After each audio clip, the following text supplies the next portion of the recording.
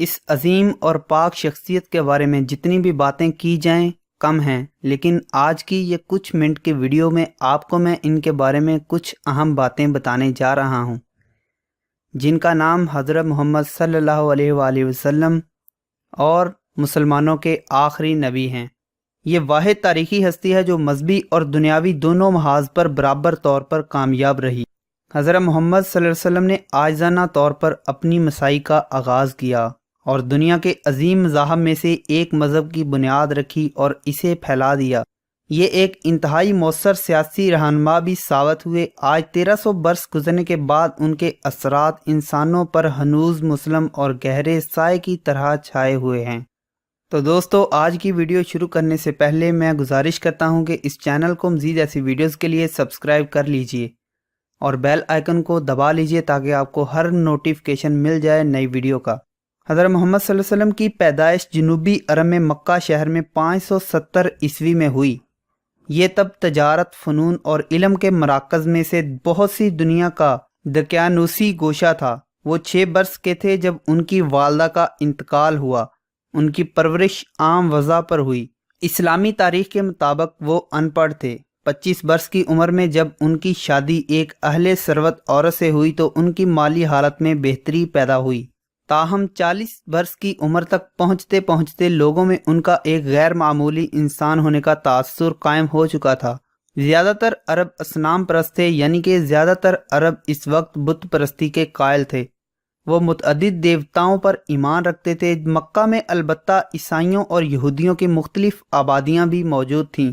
انہی کے توسط سے آپ واحد خدائے مطلق کا تصور سے شناسا ہوئے۔ جب ان کی عمر 40 برس تھی، انہیں احساس ہوا کہ خدائے واحد کی ذات مبارک ان سے اپنے فرشتے جبرائیل کی وساطت سے ہم کلام ہے، اور یہ کہ انہیں سچے عقیدے کی تبلیغ کے لیے منتخب کیا گیا تھا۔ قریب 613 عیسوی میں انہوں نے کھلے عام تبلیغ شروع کر دی۔ آہستہ آہستہ انہیں اپنے ہم خیالوں کی جمعیت حاصل ہوئی تو مکہ کے بااختیار لوگوں نے ان کی ذات میں اپنے لیے خطرہ محسوس کیا۔ 622 عیسوی میں اپنی حفاظت جان کے غرض سے مدینہ چلے گئے۔ یہ مکہ کے شمال سے 200 میل کے فاصلے پر واقع ایک شہر ہے۔ وہاں انہیں ایک بڑے سیاستدان کی حیثیت حاصل ہوئی۔ اس واقعہ کو ہجرت کہا جاتا ہے۔ یہ نبی کی زندگی میں ایک واضح موڑ تھا۔ مکہ میں تو انہیں چند رفقا کی جمعیت حاصل تھی، مدینہ میں ان کی تعداد بہت زیادہ ہو گئی۔ جلد ہی ان کی شخصیت کے اثرات واضح ہوئے اور ایک مکمل فرمانروا بن گئے۔ اگلے چند برسوں میں ان کی پیروکاروں کی تعداد میں تیزی سے اضافہ ہوا اور مدینہ و مکہ کے بیچ چند جنگیں بھی لڑی گئیں، جن کا اختتام 630 عیسوی میں آپ کی فتح مندی اور مکہ میں بطور فاتح واپسی پر ہوا۔ ان کی زندگی کے اگلے 2.5 برسوں میں عرب قبائل نئے مذہب کے دائرے میں داخل ہوئے۔ 632 عیسوی میں آپ کا انتقال ہوا تو آپ جنوبی جزیرہ ہائے عرب کے مؤثر ترین حکمران بن چکے تھے۔ حضرت محمد صلی اللہ علیہ وسلم نہ صرف اسلام کا پرچار کرتے تھے بلکہ اس کے بنیادی اخلاق و ضوابط بھی بیان کرتے تھے۔ علاوہ ازیں انہوں نے اسلام کے فروغ کے لیے بھی مساعی کیں اور ان کی مذہبی عبادات کی بھی توسیع کی۔ عیسیٰ مسیح کے برعکس حضرت محمد صلی اللہ علیہ وسلم نہ صرف ایک کامیاب دنیا دار تھے بلکہ ایک مذہبی رہنما بھی تھے۔ فی الحقیقت وہی عرب فتوحات کے پس پشت موجود اصل طاقت تھے۔ اس اعتبار سے وہ تمام انسانی تاریخ میں سب سے زیادہ متاثر کن سیاسی قائد ثابت ہوتے ہیں۔ بہت سے اہم تاریخی واقعات کے متعلق کہا جاتا ہے کہ وہ ناگزیر تھے۔ اگر ان کی رہنمائی کرنے والا کوئی خاص سیاسی قائد نہ بھی ہوتا، وہ وقوع پذیر ہو کر ہی رہتے۔ مثال کے طور پر اگر سائمن کبھی پیدا نہ ہوتے، پھر بھی شمالی امریکہ کالونیاں اسپین سے آزادی حاصل کر ہی لیتیں۔ لیکن عرب فتوحات کے بارے میں ایسا نہیں کہا جاتا۔ عرب فتوحات کے بارے میں کہا جاتا ہے کہ اگر حضرت محمد صلی اللہ علیہ وسلم نہ آتے تو یہ فتوحات کبھی ممکن ہی نہیں تھی۔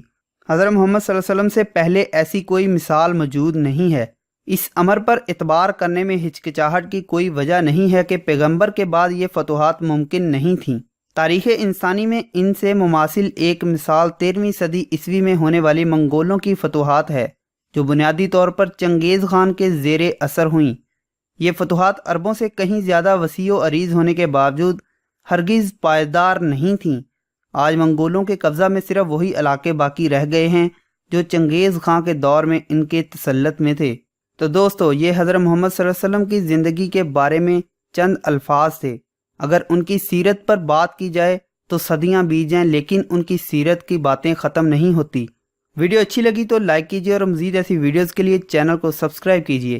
تو ملتے ہیں کسی انٹرسٹنگ سی ویڈیو میں، تب تک کے لیے مجھے اجازت دیجیے۔ اللہ حافظ۔